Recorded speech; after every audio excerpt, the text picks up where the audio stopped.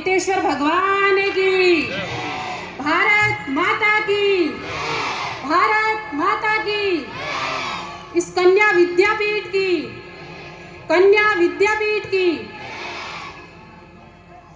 सबसे पहले मैं माँ सरस्वती के प्रांगण में माँ शारदे के चरणों में नमन करते हुए मंच पर विराजमान मुख्य अतिथिगण, सामने विराजमान मेरे पिता तुल्य माताएं, बहनें और इस कन्या विद्यापीठ की बालक बालिकाएं एवं गौरवशाली प्रधानाचार्य, अध्यापक एवं अध्यापक गणों को मेरा सादर प्रणाम, प्रेम और सादर अभिनंदन, वंदन।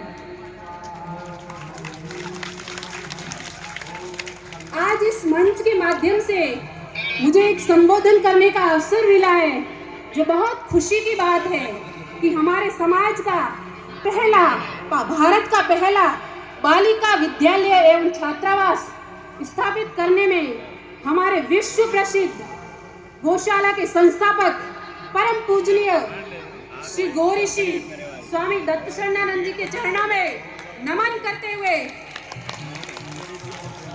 एवं समाज के प्रबुद्ध विद्वान समाज सेवी भामाशाहों का मेरा सादर वंदन, अभिनंदन एवं उनको मैं धन्यवाद ज्ञापित करती हूँ। इस मंच के माध्यम से मैं कहना चाहूंगी कि शिक्षा समाज का दर्पण है।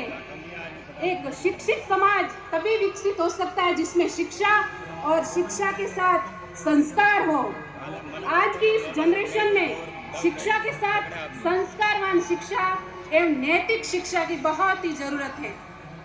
और मंच पर विराजमान हमारे शिक्षा की, जहाँ तक मुझे याद है, नींव स्थापित करने वाले हमारे छात्रावास के श्री मणिभाई जी दवे के चरणों में मैं नमन करती हूँ।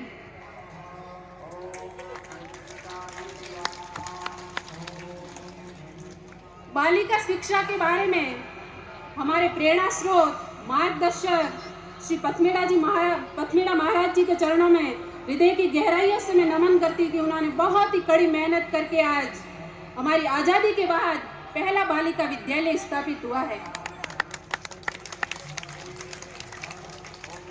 ये बिल्डिंग्स, ये भवन, ये सुविधाएं एक निमित्त माध्यम है, लेकिन इन बालिकाओं में दीप प्रज्वलन करने का, एक दिया उजाला करने का जो ताकत है, जो विश्व भर में प्रकाशित हो सकता है, इन गौरवशाली अध्यापक एवं अध्यापिकाओं के हाथ में। या गौरवशाली अध्यापक एवं अध्यापिकाएं अपने वेतनमान सिर्फ इनके जीवन जीने का एक तरीका है, लेकिन ये काम ये बड़े बड़े समाज सेवी भामाशाहों को नहीं मिला जो इनको इन अध्यापिकाओं को मिला है। इस मंच के माध्यम से और मैं कहना चाहूंगी कि जब मेरे पास यहाँ की प्रधानाचार्य का कॉल आया इनविटेशन देने के लिए, तब उन्होंने मुझे कुछ टॉपिक्स दिए कि एक अपने मोबाइल के बारे में वगैरह कुछ बोलना है। तो मैं मोबाइल के बारे में, मुझे ये टॉपिक बहुत गंभीरता से मैंने लिया।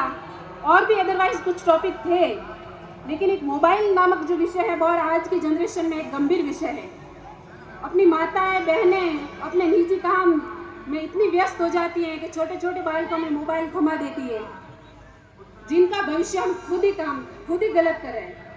कि कोरोना नामक वायरस का टीका तो हमारी सरकार ने बना लिया, हमारे वैज्ञानिकों ने बना लिया, लेकिन जो ये मोबाइल नामक वायरस है, उसका टीका तो हमें खुद को ही बनाना होगा। ये हमें खुद ही करना पड़ेगा कि हमारे बच्चों को हमें क्या बनाना है। आजकल के युवा पीढ़ी में बालक बालिकाएं, ये बात अलग है कि आजकल के बच्चे गुरु से ज्यादा गूगल पे ध्यान देने लग गए हैं। ये बात गलत है। हमारे देश में, हमारे समाज में सुबह होती ही नहीं है कि हम व्हाट्सएप रूपी विश्वविद्यालय शुरू कर देते हैं। उसको गाली, वो कमेंट्स, ये गलत बात है। व्हाट्सएप, फेसबुक, इंस्टाग्राम, अदरवाइज कई ऐसी हैं जो सोशल ऐप्स हैं जिनके माध्यम से हम कम्युनिकेशन कर रहे हैं। ये सही है कि कम्युनिकेशन एक जरिया है, इसकी भी एक सीमा होती है। कम्युनिकेशन का भी एक लिमिट होती है। ये मोबाइल की भी इसकी वैल्यू इतनी भी मत बढ़ाओ कि हमारे परिवार की, हमारे समाज की, हमारे देश की वैल्यू गिरने लग जाए। इसको इतना भी मत सम्मान मत दो।